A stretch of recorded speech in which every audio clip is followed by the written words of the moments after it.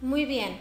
Con respecto al bruxismo, no sé si han escuchado que mencionan, no sé quién rechina más los dientes en la casa, si mi marido o mi hijo. Y en ese momento suena muy chistoso, pero en realidad lo que está ocasionando o pasando es un desgaste excesivo en esos dientes.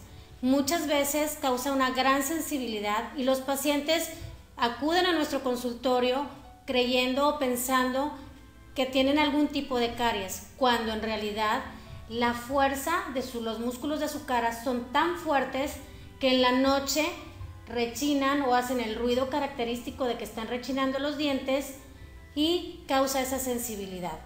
Para nosotros es importante que ustedes puedan detectar este ruido o característico del bruxismo para que puedan llevar a los niños a una atención.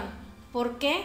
Porque estamos ocasionando que al momento que los dientes se desgastan, su mandíbula y su maxilar se acerquen más y se pierda la altura del tercio inferior de la cara, reduciéndolo y haciéndolos ver con una carita como tipo de viejitos.